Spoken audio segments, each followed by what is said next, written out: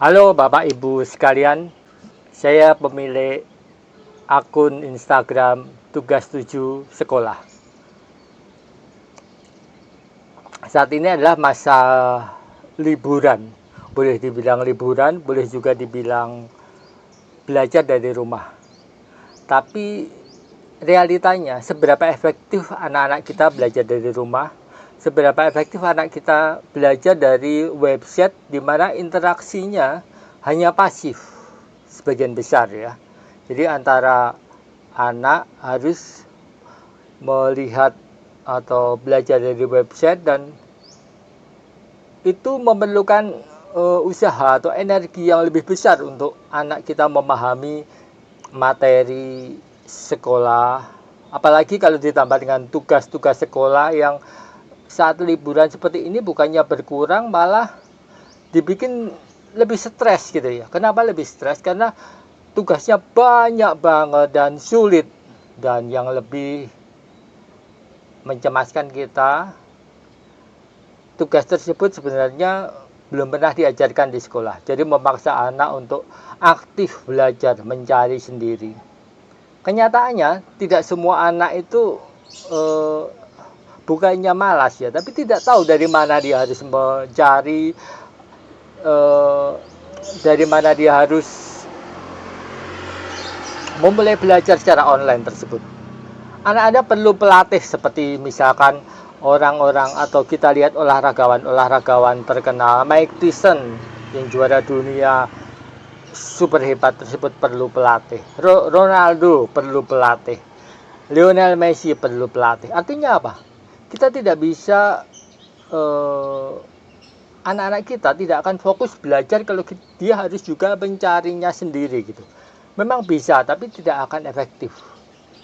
Semisalkan kita juga sebuah perusahaan mobil, dia tidak akan efisien kalau rodanya dia harus bikin pabrik sendiri, bannya bikin pabrik sendiri, joknya bikin pabrik sendiri.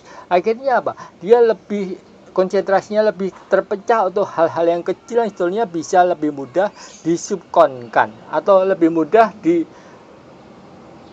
dibuatkan oleh pabrik lain, oleh perusahaan lain.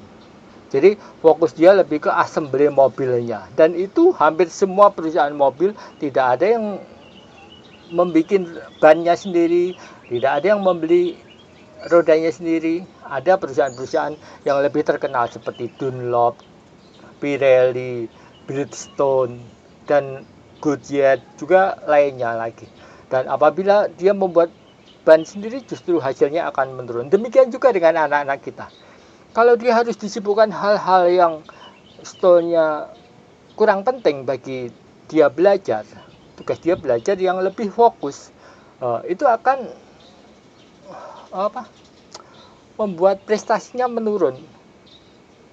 Dan dari sisi rasa percaya diri, dari sisi efisiensi itu justru mencemaskan karena anak kita terlihat sibuk tapi hasilnya kurang begitu banyak gitu.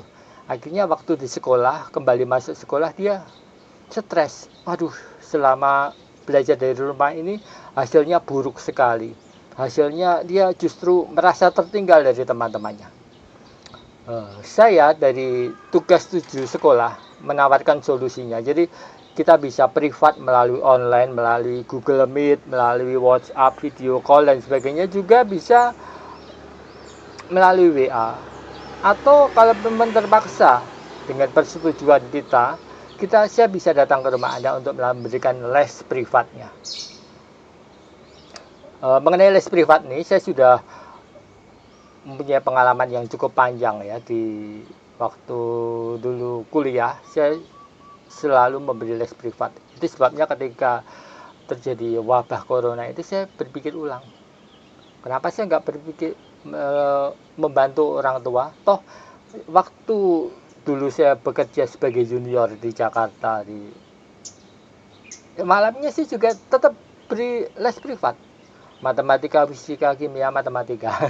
Jadi memang ini bukan dadaan sebetulnya. Jadi memang saya sudah, karena terlalu sering membuat les privat, beberapa materi itu bagi saya memang mudah dipahami gitu. karena memang sudah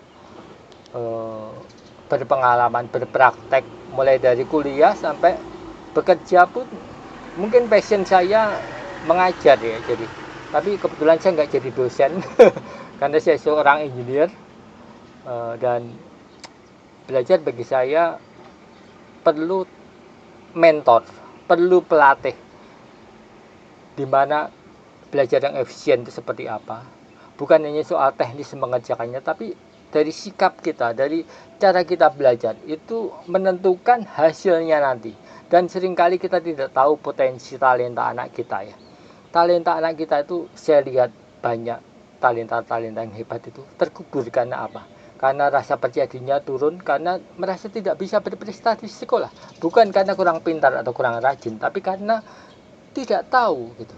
Itulah pentingnya seorang pelatih. Terima kasih.